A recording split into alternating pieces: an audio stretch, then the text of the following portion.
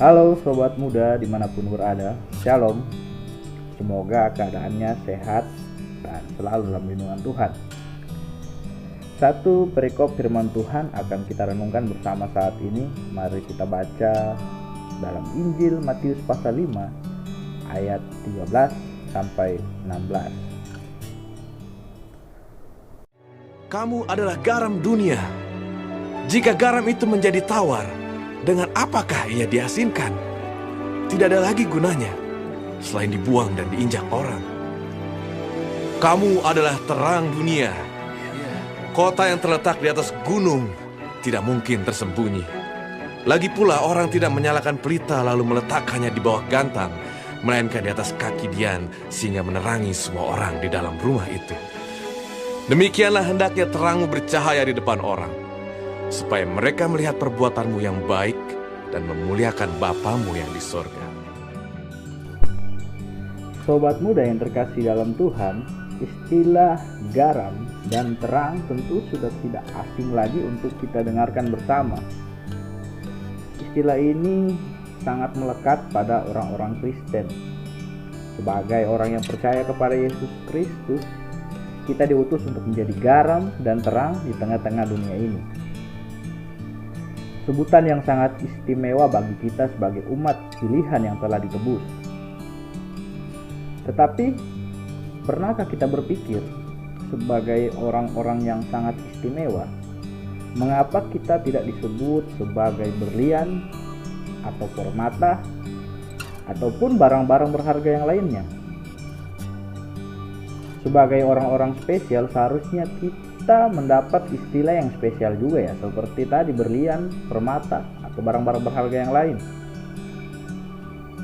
Jika kita melihat dalam teks-teks sebelumnya perikop bacaan kita ini, kita bisa melihat bersama tertulis ucapan-ucapan berbahagia dari Tuhan Yesus.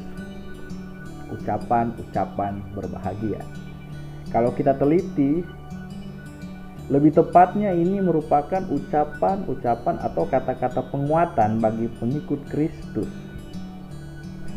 Ya, jika kita membaca Injil Matius ini, kita diperhadapkan dengan situasi jemaat Kristen mula-mula yang menghadapi situasi sulit, penuh tekanan, sehingga dikatakan orang-orang miskin, orang yang berduka cita, orang yang dianiaya dan dicela itu patut berbahagia. Sebab orang-orang seperti itu yang mempunyai kerajaan surga. Sebagai yang mempunyai kerajaan surga, tentu kita sebagai pengikut Kristus adalah orang-orang yang spesial. Untuk itu kita dituntut menjadi garam dan terang di tengah-tengah dunia ini, bukan menjadi perlian atau permata. Mengapa demikian? Yang pertama, berlian dan permata merupakan barang yang sangat istimewa ya, dan sangat berharga tentunya. Tetapi tidak semua orang dapat memilikinya. Hanya orang dari kalangan tertentu saja yang dapat memiliki. Tentunya orang-orang kaya, para elit-elit ataupun kaum bangsawan. Sementara garam dan terang dapat dimiliki oleh setiap orang dari berbagai golongan, siapapun itu, mau kaya, miskin, mau tua, muda, akan dengan mudah untuk mendapatkannya. Dan juga tentunya ini merupakan kebutuhan pokok. Siapa yang tidak butuh garam? Dan siapa yang tidak butuh terang? Coba kita bayangkan jika tidak ada garam, seperti apa rasanya makanan-makanan yang dimasak? Tentu rasanya akan hambar, sehingga diperlukan garam untuk memberi rasa pada makanan. Dan siapa yang tidak butuh terang? Coba bayangkan kalau tidak ada terang, yang ada hanya gelap. Apa jadinya hidup ini tanpa ada cahaya atau terang? Sobat muda, sebagai orang yang percaya kepada Yesus Kristus, sifat garam dan terang harus selalu ada dalam kehidupan kita di tengah situasi apapun yang kita hadapi. Ya, seperti situasi yang kita hadapi saat ini. Ada yang disebut new normal, ada juga apa yang disebut dengan herd immunity.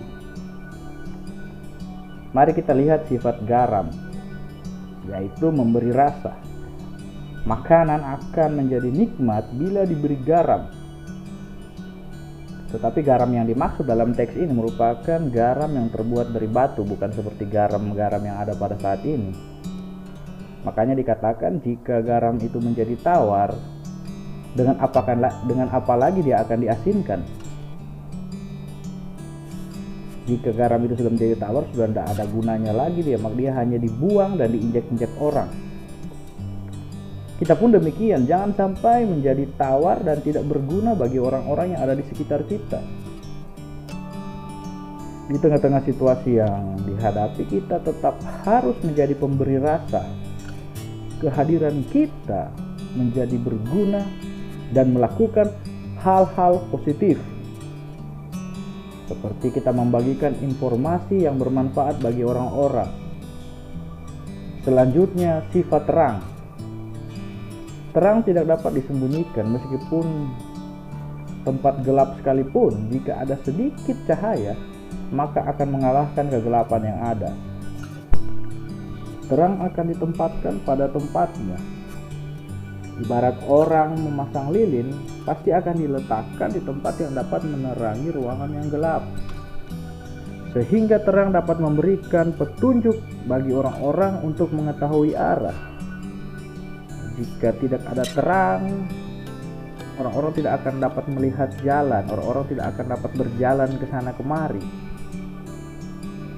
Terang menuntun orang untuk mengetahui arah, seperti yang terjadi pada bangsa Israel ketika keluar dari Mesir menuju tanah perjanjian. Bagaimana mereka ketika siang hari dituntun oleh tiang awan, dan pada malam hari mereka dituntun oleh tiang api. Seperti itulah terang. Terang memberi petunjuk bagi orang-orang agar dapat mengetahui arah.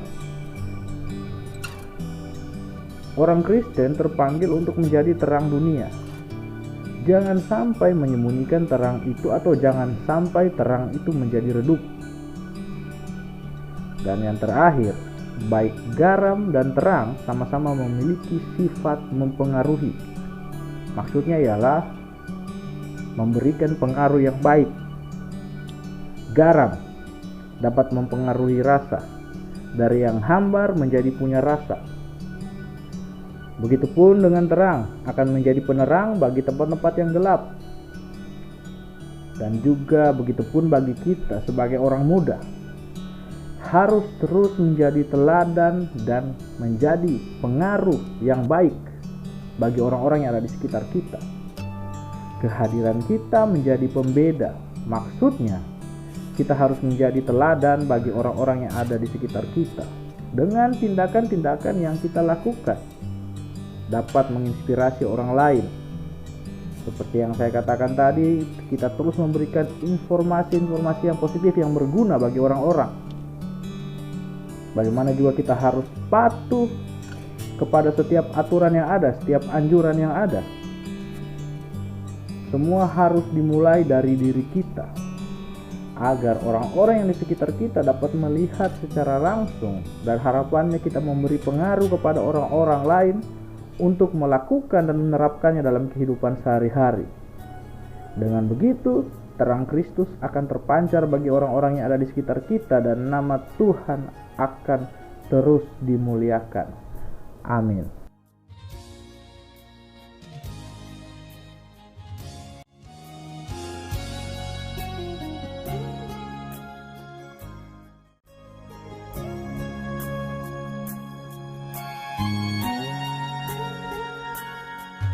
Kami yang datang tersungguh di hadirat-Mu dengan membawa beban dan dosa kami. Kami yang datang untuk memohon ampun, Tuhan.